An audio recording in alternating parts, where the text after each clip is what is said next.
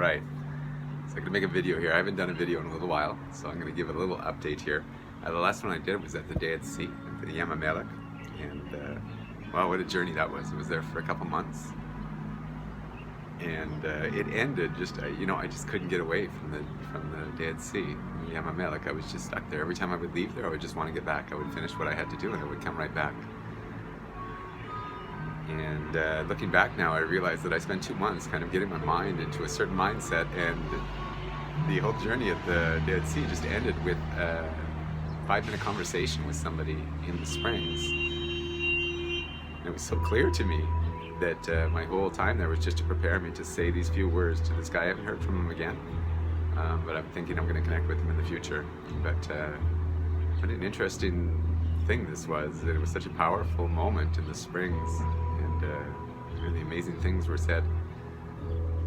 And it was really clear. As soon as I said this, I just didn't want to stay there anymore. So I packed up everything and I moved back up to Jerusalem. So we're in Jerusalem now.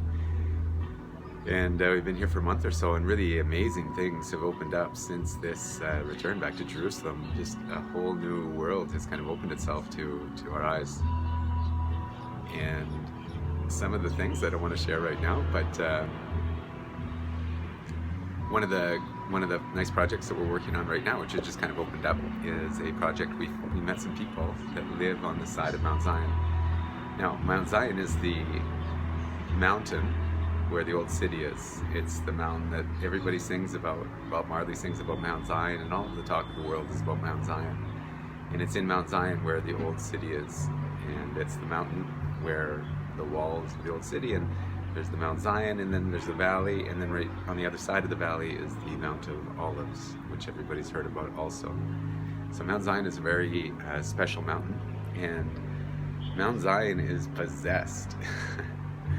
Mount Zion is just possessed. There's no other way to put it. I mean, the whole mountain is just buildings and buildings and buildings, and everybody owns something. It's some church or somebody owns something. It's possessed by somebody. Every little space on Mount Zion seems to be possessed, except for one open field. And it's such an interesting open field because I went looking for it and I couldn't find it. Somebody told me where it was and I couldn't find it. So then I got some better directions and I went, and it's right there. It's so obvious. It's really something that it's just so obvious. And when I got to this big open field, you're just walking through the city, through these little windy streets, and poof, all of a sudden you just open up into this big open field. And it's such a unique sight on Mount Zion. I would have never guessed it would exist there. And yet here it is. And it's a big open field, maybe as big as a football field or something, which is very large for Mount Zion. And just a big open field. And it's right behind King David's tomb and many of the holy sites. And from hanging out there for a few days, I found it's really an interesting place because people of all the different religions come by here. So the Jewish people that are studying in the yeshivas and the schools around there come to this open field just to sit underneath the tree. There's a few trees. It's mostly open, but they come to sit underneath the trees. I've seen Christian people walking through there, just kind of stumbling out there, and it's never groups. It's always just random people that kind of find their way out there, and lots of Arabs and Muslims hanging out there also. And so every time I've gone there, it's just been this beautiful mixing ground. It's almost like a sacred space on Mount Zion where everybody can come. You don't have to be this or that or anything. It's just a part of nature, which nature welcomes us all. I feel like it's the one unpossessed place on Mount Zion. And so now that we've found this place, we've found a couple of the people. There's 2 people that live there, and we met them, and amazing souls. They're from the States, and they're staying in a little caravan on the side. And we've also found the caretaker of this property, and we met him, and we had a great connection.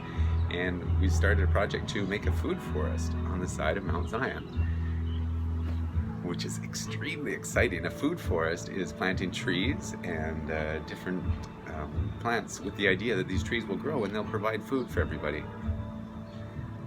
What a beautiful vision on this mountain, on this special mountain, which holds all of the beginning of man and the foundation stone and all of the beginning of these stories. To come to this mountain, which is so possessed, all of our stories, all of our history is so possessed. Nobody really remembers our true history, it's almost like this mountain possesses our history.